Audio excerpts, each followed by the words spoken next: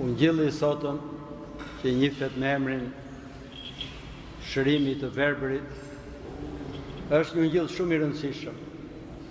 I gjithë kapitulli 9, i Ungjillit sipas Johanit, tregon për këtë. Dhe theksi, siç e kemi përmendur vazhdimisht, nuk është vetëm thjesht në tregimin e një mrekullie që Zoti bëri që të shohej të lindur të verbër, por në dinamikën e ngjarjes. Dhe dinamika e ngjarjes është ajo që flet më shumë për ne. Ungjilli i sotëm tregon që Jesui po kalonte dhe pa një të verbër që ishte në dyert e tempullit. Dhe nxënësit e tij kur pan atë i thanë, mësuesi thanë, kush ka mëkatuar ky, thot, apo prindrit e tij, thot, që ky ka lindur i tillë? Dhe Zoti i përgjigj dhe thot, as ky, thot, dhe as prindrit e tij, po që të tregohet në të, thot, fuqia, thot, e punëve të Perëndis. Dhe i afrohet të verbërit dhe Ungjilli tregon që mbasi përshtyu për dhe bëri pak bardh, i avuri në sy dhe i tha, shkolau tek pellgu i Siloamit, që e përkthyer do thot i dërguar. Dhe ky bëri siç i thaj, dhe syt i erdhën. Dhe farisejt kur dëgjuan këtë gjë, jo që duhet lavdëronin Perëndin për këtë mrekulli kaq të madhe, po i kapi zelia dhe çmira dhe filluan që të gjenin ndonjë gabim këtë gjë. Disa thonin ky njeri thot nuk është nga Perëndia sepse nuk respekton thot ditën e shtunë. Dhe morën dhe pyetën njerëz të ndryshëm për këtë gjë. Ai që ishte shëruar i tha dhe i tregoi se çfarë kishte ndodhur me të.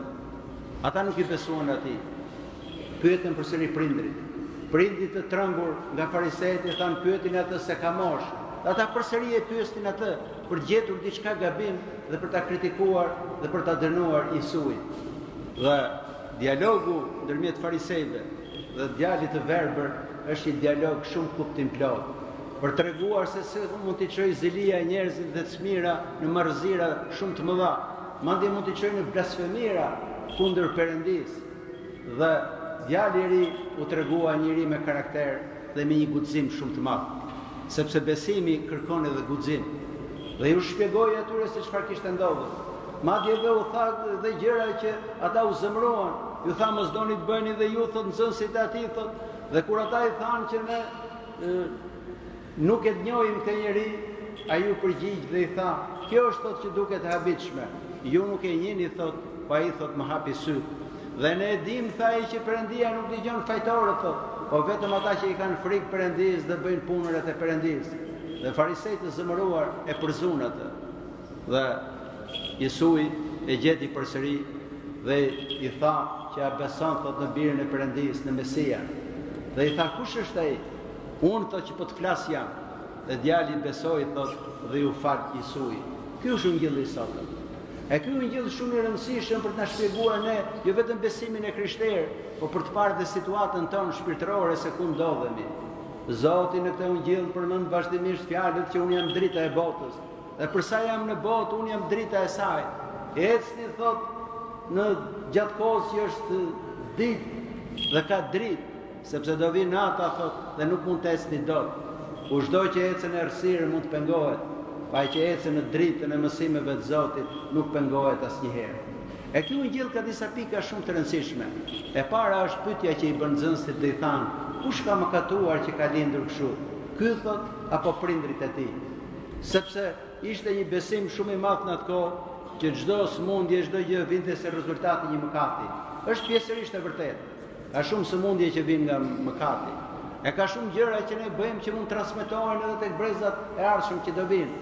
Ai gjë ndodhi me Adamin. Ndonse se ne nuk kemi fajin personal të Adamit, trashëgojmë natyrën e deformuar njerëzore, sepse të gjithë ne ndajmë një natyrë. Dhe kjo është ajo që ka përmendur unë vazhdimisht dhe them që njeriu nga natyra është një qenie komunitare, që do thotë jeta jonë prek dhe jetët e njerëzve që janë rrotur.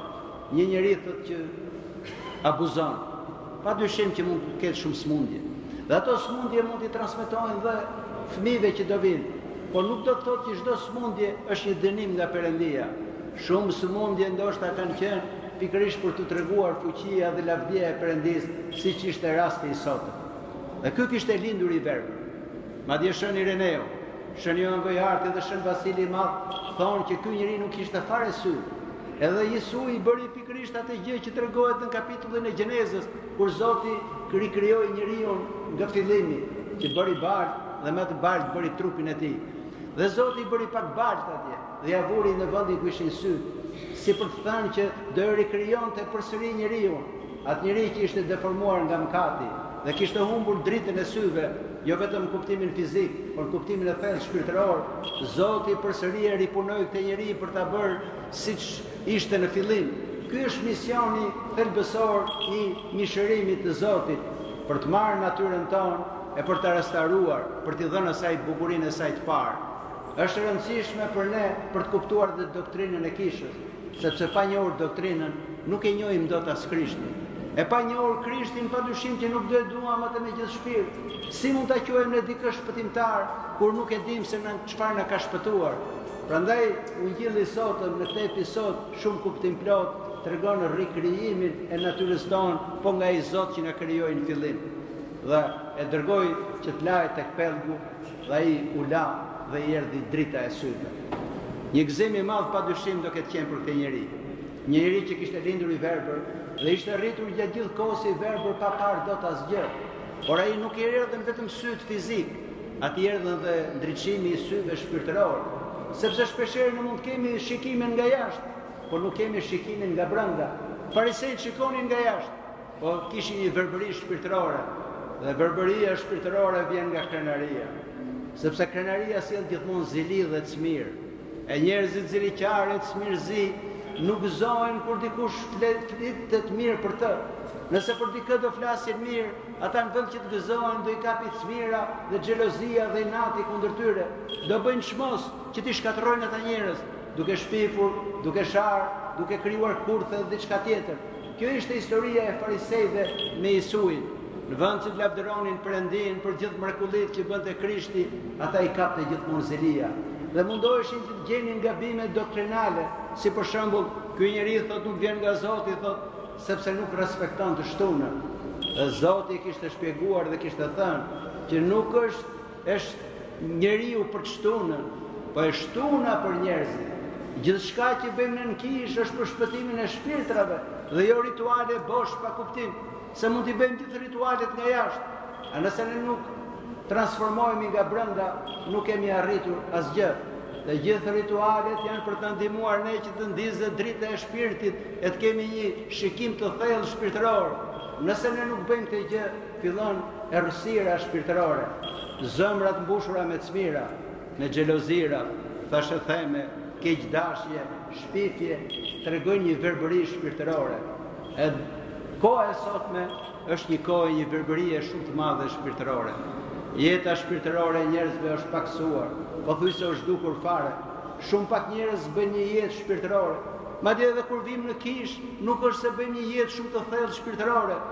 Jeta shpirtërore është një jetë që na transformon ne. Për sa kohë ne kemi zëmrime, inate, vjedhje, thashëtheme dhe gjithçka tjetër, padyshim që kemi një verbëri shpirtërore dhe nuk shikojmë. E duhet të lutemi Zotit të dritës që të hapi sytë e shpirtit për të parë.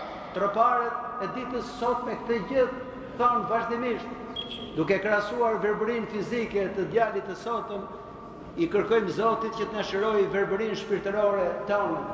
E për sa kohë do jemi afër Zotit, ne do shikojmë. Fjalët e Zotit janë gjithmonë dritë. Nëse nuk do jetë Krishti i pranishëm në jetën tonë, jeta do mbushet me errësirë. Jo vetëm në jetën personale, po dhe në jetat kolektive. Në një shoqëri që nuk ka dritën e Krishtit, kthehet në një lukuni uqish, të gjithë kundër të gjithëve, inate, sherre, konflikte, gjithçka tjetër. Një familje që nuk ka dritën e Krishtit nuk është më një vatër e ngrohtë që i mbron gjithë anëtarët e saj, po kthehet në një fole grindjesh edhe sherresh. Drita e Zotit është e rëndësishme për ne për të pasur jetë, sepse drita dhe jeta janë sinonime pothuajse me njëra tjetrën. Në atë thot ishte dritë, dhe drita ishte jeta e njerëzve, shkruan Shën Joani për Krishtin. Gjithse kush që ka dritën e Zotit, ka dhe një jetë të plotë. Një jetë pa dritën e Zotit është gjithmonë një jetë e gjymtuar.